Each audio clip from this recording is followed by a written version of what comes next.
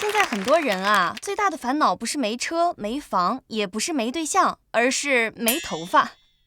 那么脱发的问题应该如何预防？秃头又应该如何保养呢？接下来啊，我们有请2位养生专家，希望大家在看完今天的节目之后，不会再为没有头发的问题而烦恼。这位专家呀，是来自古希腊的专家，被人们称之为西方医学之父的希波克拉底先生，专治各种疑难杂症。而这位不愿意透露姓名的专家呢，则是来自我国的三国时期，是魏国宫廷的御医，我们就暂且叫他魏御医。等等，老夫的确是给魏文帝看过病，但是老夫不姓魏，老夫叫……哦不，你没有，因为史书上并没有记载您的姓名，所以我们只能叫您魏御医。2位专家应该也有所耳闻啊。在我们这个时代呢，由于种种的原因啊，人们脱发的年龄啊是越来越靠前了。尽管现代人尝试了各种各样的办法，但是要么治标不治本，要么效果不明显。因此呢，不得不寻求古人的智慧，看来自东西方2大文明古国的专家有什么传统又有效的生发方法呢？我看啊，这个问题我最有发言权。好，请讲。我们希腊人最讲究的是理性，在问题没有解决之前，我们首先要弄懂它的要理。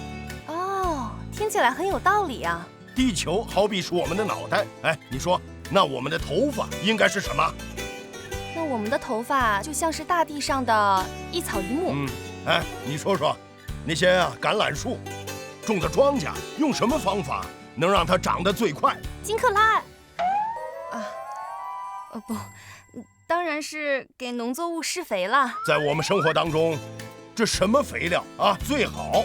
那当然莫过于动物的粪便了。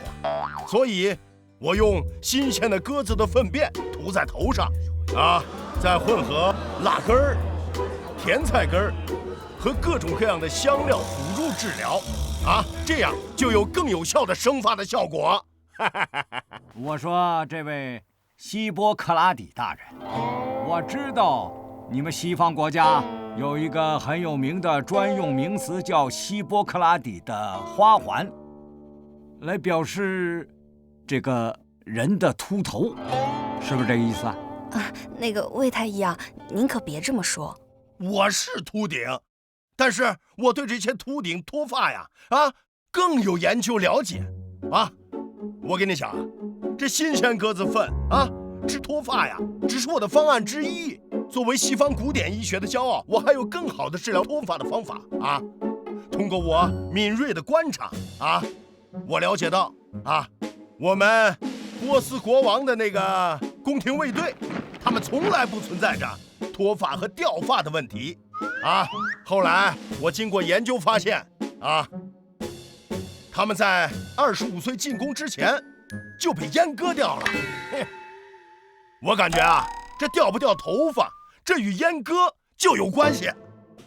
所以一个25岁的男子在25岁之前让老婆把孩子生完，生完之后再阉割掉，那不是保证一辈子都不会脱发了吗？你这是造孽！你是想让全世界的男人都去做太监？你要向全世界的人民去谢罪老爷子，咱们冷静一下。这位外国友人他话匣子一打开，他就收不住了。作为咱们中国古代的专家呢，你又有什么有效的生发方法呢？我不像某些人，我是有治好脱发的临床经验和成功的案例。这个案例就是我们那会儿的皇帝魏文帝曹丕。那为了挽救曹丕的头发，您又做出了怎样的努力呢？经过我周密细致的望闻问切，给他开了一味药，就将这10几味名贵的中草药慢火熬制成膏，把头洗干净，药膏涂上去就好了。观众朋友们，大家注意了。等，我说你这个人怎么回事我这话还没说完呢，你就打断我的话。怎么了？难道药效不好吗？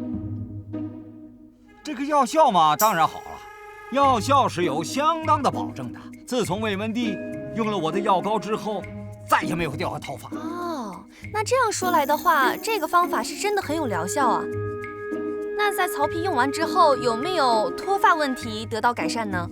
哎呀，说起来惭愧啊，皇帝用了我的药，没几天就长出了几根新头发。遗憾的是，没过几天他就驾崩了。